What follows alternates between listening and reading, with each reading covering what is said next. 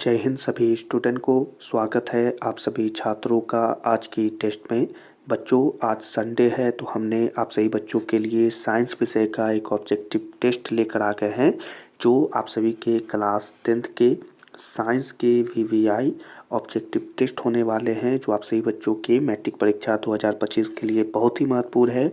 इस टेस्ट में जितने भी प्रश्न हैं बच्चों, बहुत ही महत्वपूर्ण हैं और परीक्षा में हर बार आते हैं।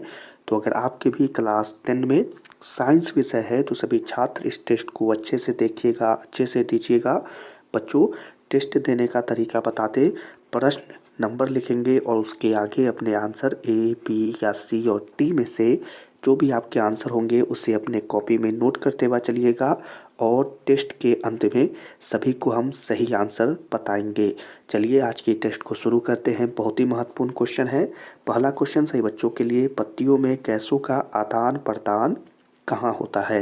वीवीआई क्वेश्चन है, परीक्षा में हर बार यह प्रश्न आता है, तो इसके आंसर को जरूर नोट करिएगा कि पत्तियों में गैसों का आदान प्रदान कहाँ होता है? शिरा, रंध्र, मध्य शिरा या इनमें से कोई नहीं। ठीक है, तो इसमें से जो भी आपके आंसर है उसे अपने कॉपी में नोट करिएगा। चलिए अगले क्वेश्चन को देखते हैं। अगला क्वेश्चन है यहाँ पर बच्चों, जो कि बहुत ही महत्वपूर्ण है, पौधों में वाष्पोत्सर्जन किस भाग में होता है? वीवीआई क्वेश्चन है। ये प्रश्न भी परीक्षा में बहुत बार आता है बच्चों कि पौधों में वाष्पोत्सर्जन किस भाग में होता है? जड़ में होता है, पत्ता, फूल या तना में? तो ए, बी और सी में से जो भी आपके आंसर है उसे अपने कॉपी में नोट करिए। चलिए अगले क्वेश्चन को देखते हैं।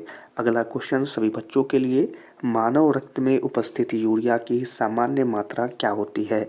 वीवीआई क्वेश्चन है, तो इसके आंसर को नोट करिएगा। आप जरूर इस प्रश्न का आंसर बनाइएगा। मानव रक्त में उपस्थित यूरिया की सामान्य मात्रा क्या होती है बच्चों? 100 mg, 20 mg, 30 mg या 40 mg पर DL? तो ए, बी, सी और डी में से जो भी आपके आंसर है उसे अपने कॉपी में नोट करिए। चलिए अगले क्वेश्चन को देखते हैं। अगला क्वेश्चन है सभी बच्चों के लिए, रक्त में आयरन की कमी से होने वाला एक रोग क्या है? वीवीआई क्वेश्चन है। सभी बच्चे जानते होंगे कि ये प्रश्न परीक्षा में बहुत आता है। रक्त में आयरन की कमी से होने वाला एक रोग कौन है बच्चों? ठीक है, तो टीबी, मधुमेह, एनीमिया या उच्च रक्तचाप। ठीक है, तो ए, बी, सी और डी में से जो भी आपके आंसर है उसे अपने कॉपी में नोट करिए। चलिए अगले क्वेश्चन को यहाँ पर देखेंगे। अगला क्वेश्चन सही बच्चों के लिए, कौन सी क्रिया सभी जीव के लिए अनिवार्य है? बहुत ही आसान क्वेश्चन और बहुत ही वीवीआई क्वेश्चन परीक्षा में हर बार पूछता है। कौन सी क्रिया सभी जीव के लिए अनिवार्य है बच्चों? ठीक है, तो ए, प्रकाश संश्लेषण, बी, वाष्पोत्सर्जन, सी, श्वसन या डी, चलन। ठीक है, तो ए, बी, सी और डी में से जो भी आपके आंसर है उसे अपने कॉपी में नोट करिए। चलिए अगले क्वेश्चन को यहाँ पर देखेंगे। अगला क्वेश्चन है सभी बच्चों के लिए, श्वसन क्रिया के दौरान कितनी प्रतिशत ऊर्जा ताप के रूप में निष्कासित होती है? बहुत ही अच्छा क्वेश्चन। चलिए जल्दी से आंसर बताएंगे। श्वसन क्रिया के दौरान कितनी प्रतिशत ऊर्जा ताप के रूप में निष्कासित होती है?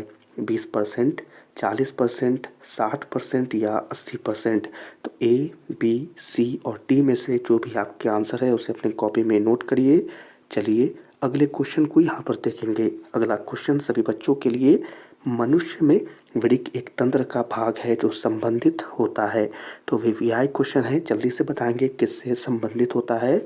मनुष्य में वृक्क एक तंत्र का भाग है जो संबंधित होता है पोषण से, श्वसन से, उत्सर्जन से या परिवहन से? तो बहुत ही अच्छा प्रश्न है। ए, बी, सी और डी में से जो भी आपके आंसर है उसे अपनी कॉपी में नोट करिए। चलिए अगले क्वेश्चन को यहाँ पर देखेंगे। अगला क्वेश्चन है सभी बच्चों के लिए, पादप में जाइलम उत्तरदायी होता है? VVI question. चलिए जल्दी से इसके आंसर को अपने कॉपी में नोट करिएगा। जल के वहन के लिए, भोजन के वहन के लिए, अमीनो अम्ल के वहन के लिए या ऑक्सीजन के वहन के लिए? तो ए, बी, सी और डी में से जो भी आपके आंसर हो उसे अपनी कॉपी में नोट करिए। चलिए अगले क्वेश्चन को यहाँ पर देखेंगे। अगला क्वेश्चन सभी बच्चों के लिए, रक्त में इनमें किसकी उपस्थिति के कारण लाल दिखता है? चलिए बहुत ही अच्छा क्वेश्चन है, बहुत ही वीवीआई क्वेश्चन है। रक्त इनमें से किसकी उपस्थिति के कारण लाल दिखता है? ग्लोबिन, हीमोग्लोबिन, थ्रोम्बोप्लास्टिन या फाइब्रिन। तो ए, बी, सी और डी में से जो भी आपके आंसर है उसे अपने कॉपी में जल्दी से नोट कर लीजिए। चलिए अगले क्वेश्चन को देखते हैं। अगला क्वेश्चन सभी बच्चों के लिए, पौधों के वायवीय भागों से जल के निष्कर्षण की क्रिया क्या कहलाती है। बहुत ही वीवीआई क्वेश्चन है। पढ़ते हैं जो बच्चे उन्हें पता होगा कि ये प्रश्न परीक्षा में बहुत आता है कि पौधे के वायवीय भागों से जल के निष्कर्षण की क्रिया क्या कहलाती है। परागन, निषेचन, विसरण या वाष्पोत्सर्जन। तो ए, बी, सी और डी में से जो भी आपके आंसर है उसे अपनी कॉपी में नोट करिए। चलिए अगले क्वेश्चन को यहाँ पर देखेंगे। अगला क्वेश्चन, वह प्रक्रम जिनके द्वारा शरीर में ऊर्जा का उत्पादन होता है क्या कहलाता है। वीवीआई क्वेश्चन है, सभी बच्चे आंसर को नोट करेंगे। वह प्रक्रम जिनके द्वारा शरीर में ऊर्जा का उत्पादन होता है क्या कहलाता है। श्वसन, पोषण, उत्सर्जन या उत्तेजनशीलता। तो ए, बी, सी और डी में से जो भी आपके आंसर है उसे अपनी कॉपी में नोट करिए। चलिए अगले क्वेश्चन को यहाँ पर देखेंगे। अगला क्वेश्चन, प्रकृति में ऑक्सीजन का संतुलन कैसे बना रहता है। वीवीआई क्वेश्चन है तो इसके आंसर को कॉपी में नोट करिएगा। प्रकृति में ऑक्सीजन का संतुलन कैसे बना रहता है। संयोजन क्रिया के द्वारा, प्रकाश संश्लेषण, अपघटन या इनमें से कोई नहीं। तो ए, बी, सी और डी में से जो भी आपके आंसर है उसे अपनी कॉपी में नोट करिए। चलिए अगले क्वेश्चन को देखते हैं। अगला क्वेश्चन सभी बच्चों के लिए, मनुष्य में सांस लेने और छोड़ने की क्रिया को क्या कहा जाता है। वीवीआई क्वेश्चन है, आंसर को अपनी कॉपी में नोट करिएगा कि मनुष्य में सांस लेने और छोड़ने की क्रिया को क्या कहा जाता है। श्वसन, श्वासोच्छ्वासन, निश्वसन या निःश्वसन। ठीक है, तो ए, बी, सी और डी में से जो भी आपके आंसर है उसे अपनी कॉपी में नोट करिए। चलिए अगले क्वेश्चन को यहाँ पर देखेंगे बच्चों। अगला क्वेश्चन सभी बच्चों के लिए कि मैग्नीशियम किस में पाया जाता है। वीवीआई क्वेश्चन है, क्लोरोफिल में, बी, लाल रक्त कण में, सी, वर्णी लवक में या श्वेत रक्त कण में। तो ए, बी, सी और डी में से जो भी आपके आंसर है उसे अपनी कॉपी में नोट करिए। चलिए अगले क्वेश्चन को यहाँ पर देखते हैं। अगला क्वेश्चन सभी बच्चों के लिए, मानव हृदय में पाए जाते हैं। वीवीआई क्वेश्चन है, परीक्षा में हर बार आता है, सभी बच्चे ये बात जानते होंगे। ठीक है, तो 3 वैषम, 2 वैषम, 4 वैषम या 5 वैषम। ठीक है, तो जल्दी से अपने आंसर को अपनी कॉपी में नोट करिए। चलिए इसी क्वेश्चन और इसी आंसरों के साथ आज के इस टेस्ट को यहीं पर समाप्त करते हैं। बच्चों टेस्ट में ये पढ़ाए गए सभी क्वेश्चन बहुत ही इम्पोर्टेंट है, महत्वपूर्ण है, तो आप इसे ज़रूर याद कर लीजिएगा और अपने आंसरों को अच्छे से देख लीजिए। चलिए सबसे पहले हम आप सभी को इन सभी प्रश्नों के सही उत्तर बताते हैं।